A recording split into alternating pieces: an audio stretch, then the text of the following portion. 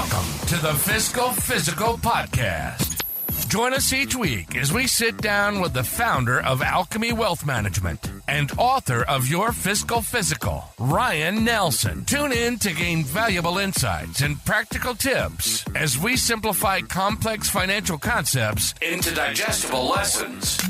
From budgeting to retirement planning, this podcast is your go-to resource for mastering financial literacy. Welcome, everybody, to this week's episode of the Fiscal Physical Podcast. My name is Aaron, and I am joined by the founder of Alchemy Wealth Management, published author of the book Your Fiscal Physical, 7 Keys to Becoming Financially Fit. Find that on Amazon. Mr. Ryan Nelson. Ryan, say hi to the listeners for us, my man. Yeah, hello.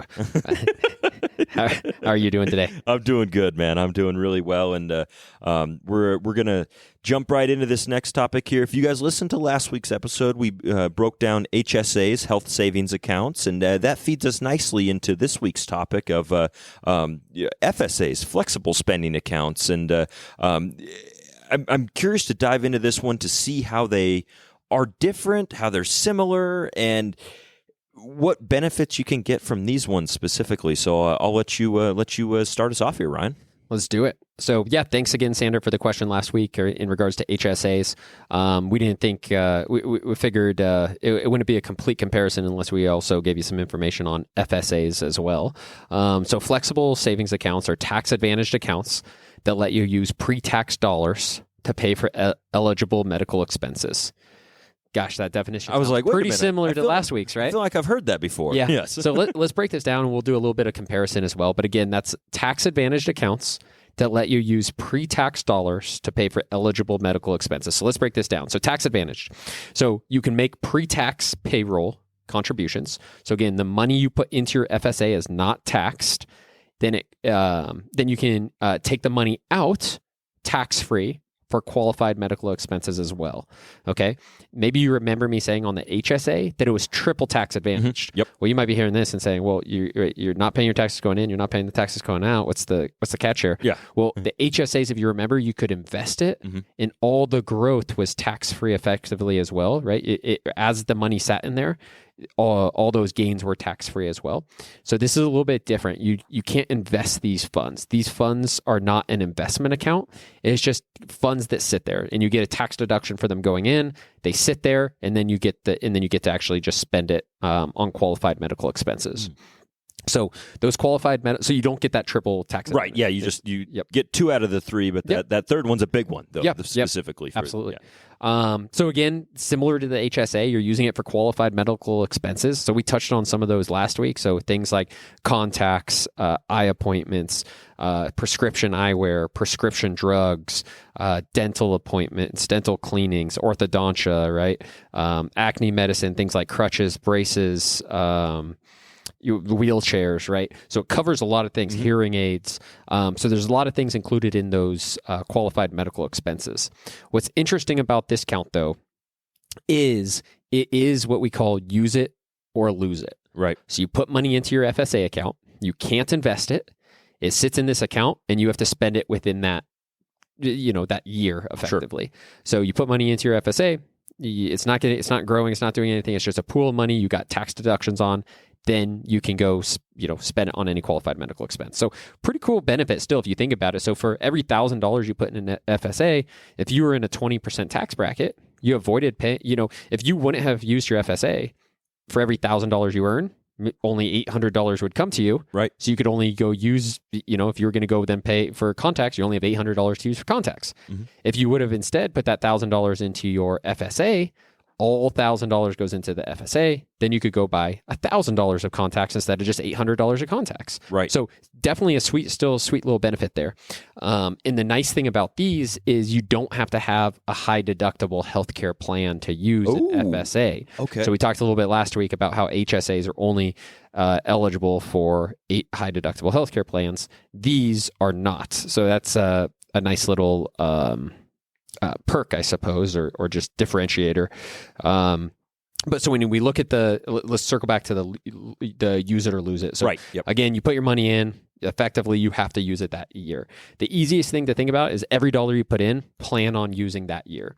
And so you do want to be concerned. We said in the HSA, you can't over contribute to these because they'll just grow over time. At age 65, you could pull the funds out, kind of like a 401k, right? So you don't have to worry about over contributing to an HSA.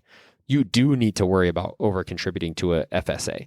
You're going to lose the funds at the end of the year. Just again, as you're considering how much money to put in, you should just assume you're going to lose the funds at the end of the year. There's a couple exceptions over there where you can carry over a small nominal amount from year to year.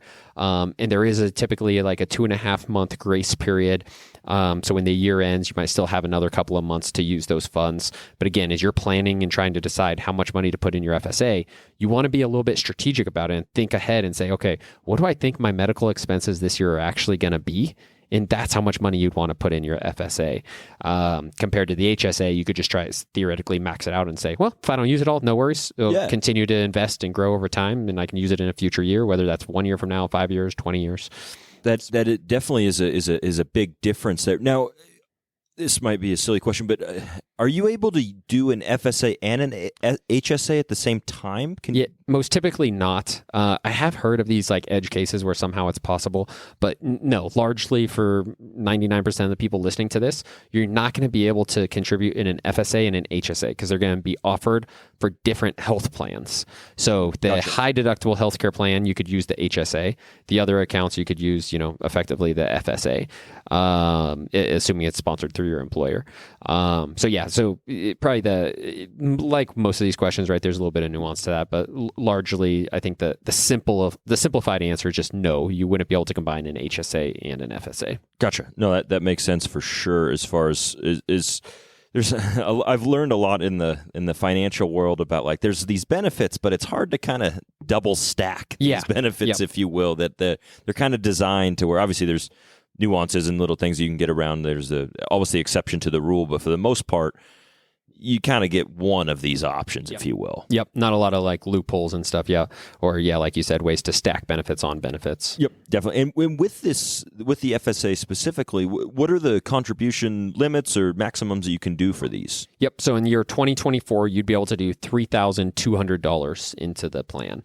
So I think we saw in the HSA, you could do a little bit more money. Mm-hmm. And if we think about this, it kind of makes sense that FSA would be a smaller limit. Most people are going to put less into an FSA because they're only worried about that current year's medical expenses. Where in an HSA, you could be worrying about both this current year's medical expenses as well as any future medical expense. So $3,200 in the year 2024. Okay, and then is that per person or for family? It's going to be both. Both. Yeah. Oh, okay, so that's just that flat number as far as that goes. Okay, cool. And then as far as like, I'm all about cool perks with this here and things you can get from this. What would be like some of the specific benefits with that? Yeah, so not that we've covered a lot of them, but overall, so one interesting kind of nuance in an FSA is, so let's say I signed up through payroll to put in $3,000 this year into my FSA. Mm-hmm.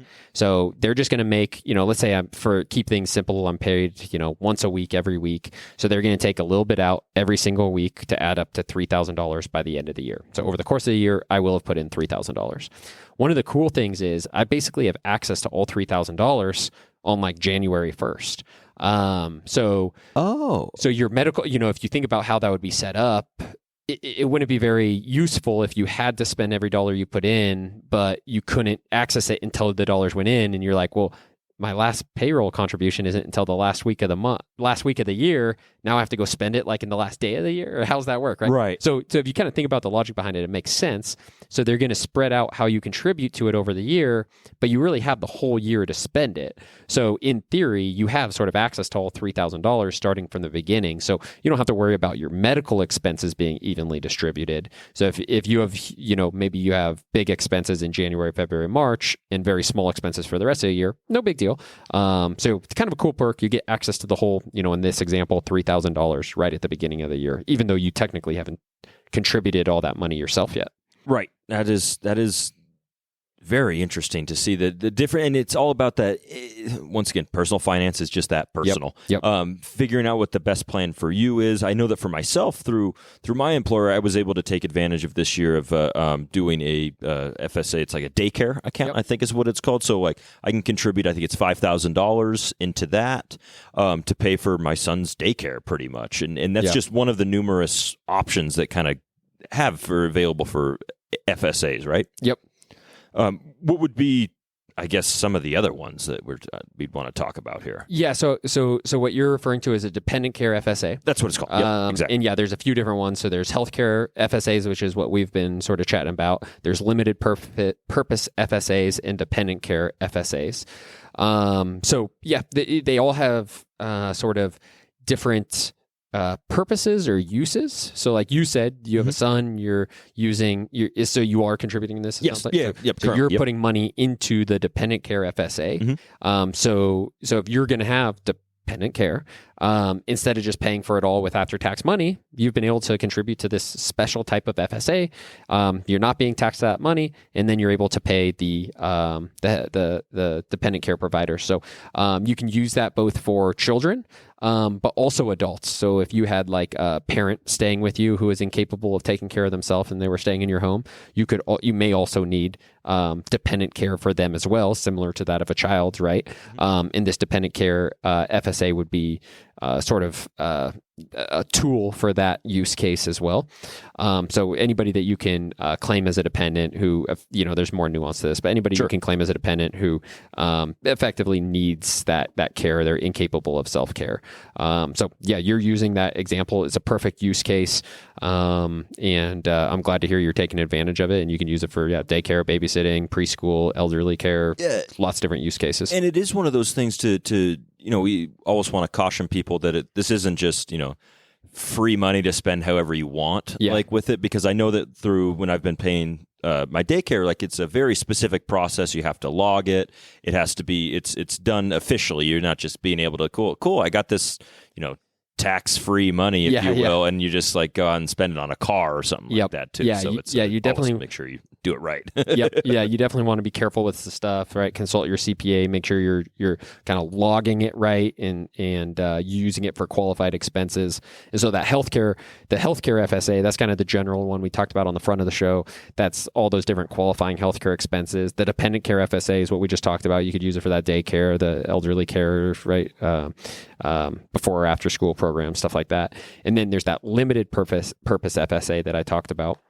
And that's typically going to be for like eye care and dental care. So you could put a little extra money into the specific type of FSA and use that for like eyeglasses specifically, or orthodontia, or eye exams, or LASIK eye surgery, or something like that. And so those are the three main types of FSAs: the kind of generic healthcare FSA, the limited purpose FSA specific for dental and vision, or the dependent care FSA specific for dependent care for it's typically most often used for kind of children and the elderly. Sure. No, that's awesome, man. We kind of be able to break down those different options and what's different, what's similar versus an FSA and an HSA. Like I said, we throw a lot of acronyms out here too, but this one's pretty easy. Most people are be able to, a flexible spending account, a health savings account. Like you're able to kind of differentiate between those two. And hopefully you guys have learned something with this too. And if you were ever unsure of this was right for you, definitely explore it. Explore the option, and it can't hurt to look and ask questions. That's what I always tell people. I'm like, hey, when you get your benefits for your job, or you're looking at what your employer offers for these things, like try to take advantage of whatever works best for your situation. And, definitely. And if you don't understand it, because that's the biggest thing I feel like is ignorance. People have a hard time asking questions when they don't understand it, and be like, well, I don't know what this means. And not that you're going to learn everything from this podcast, but hopefully you get a little bit more inquisitive about these certain things to start asking questions and see how it can potentially benefit you. Yeah, that's a great point. I mean, I can't even imagine how many people out there could benefit from HSAs and FSAs who don't use them currently. Not because they're not beneficial, but because, they're ignorant that they're able to use them, or how they work, or they're just confusing. They never want to dive into it, so they just don't do it. And so, to your point, hopefully this provides a little bit of education, also empowers people with enough information they could go talk to their HR or whoever they need to get that information. Because, these are definitely very underutilized tools. That's awesome, man. And once again, thank you so much for breaking that down in a digestible way here. We'll go ahead and take a pause, be back on the other side with some personal stuff. Hang tight. And now, to put the personal in personal finance. Welcome back to this side of the Fiscal Physical podcast. We are going to jump into some personal stuff here, and as you're listening to this podcast, I'm looking outside. It is gorgeous right now, and we're getting into the warmer months here in the Reno Sparks area. My favorite time of year here, without a doubt. So I wanted to query you, Ryan. What are some of your favorite summertime, springtime, warm time activities here in the Reno Sparks area? Yeah, obviously when it gets warm outside, it's nice to be outside. So I guess outdoor activities. Big cornhole fan, as you know. Oh yeah, cornhole or bags, depending on what part of the country you're in. But I love cornhole, so that's always a fun way to get out there. But I like staying active, so I think we chatted on last episode. I went whitewater rafting a couple weeks ago. That was super fun. Although I haven't gone in a few years, rock climbing, is a great way to enjoy the warm weather. And then, I do these triathlons, so swimming, biking, running, all of that's best done outdoors. So really anything where you're kind of staying active outdoors, camping, hiking, I really love it all. Even just things, not so active, but just a barbecue. It's just fun to grill up some burgers and maybe have a couple beers, have some people over, and it's a great use of your time. So yeah, what about you? What are your favorite things? You hit it right on the nose. Like, especially as I get older and have more responsibilities, less time, to be honest, is just in general. It's trying to maximize the time that you have with the events that go on. So like the different things that we can do in the Reno Sparks area, like there's so many different activities that happen. There's events that go on downtown. There's, the Truckee River downtown. You can go and float the river. Yep. But man, having a barbecue, I think, is one of the best. Have some yard games set up, like you mentioned, some cornhole, something like that. You're just, grilling, having a couple brews, chilling with people, and those are some of my favorite memories that I've had. And it's also a very, low impact, if you want to say, or low stress kind of thing. Everyone just comes over, hangs out, leaves whenever they want, and that's what I look forward to most in the summer, is just those get-togethers with friends, with family who happen to be in town, and just hanging out and doing our thing. And so definitely, if you guys are having a barbecue, let us know. We'll come over and talk some fiscal physical for you, without a doubt. Send the barbecue invites to podcast@alchemywealth.com. There you go. Just keep in mind, we probably will be bringing our own cornhole boards. So keep that in mind. So, but we'll drink your beer. Of course, yeah, actually, of course. But awesome. Well, thanks everybody for tuning in, listening. Hopefully, you guys learned something from this episode. Definitely check us out on the different platforms where we're at: Spotify, Apple Podcasts, pretty much wherever you get your podcasts, you're going to be able to find us. New episodes go live every Tuesday, so please listen, subscribe, give feedback, all that good stuff here. And Ryan, any final thoughts? As always, stay the course. Thank you for joining us for the Fiscal Physical Podcast. Until next time, happy listening, and as always, stay the course. If you have a question or topic suggestions, please email us at podcast@alchemywealth.com. If you enjoyed today's discussion, subscribe to the podcast to ensure you never miss an episode, and consider leaving us a rating and review on your favorite platform. This helps other listeners like you find the show. For more resources, you can visit Alchemy Wealth Management's website at www.alchemywealth.com, or find your Fiscal Physical, the book, on Amazon. We'd be remiss if we didn't mention that personal finance is just that, personal. Please don't take anything we say as advice. The preceding content is for informational and entertainment purposes only. It's not an offer or a solicitation, nor should it be construed or relied upon for tax, legal, or investment advice. It doesn't consider your personal financial situation or objectives, and may not be suitable for you.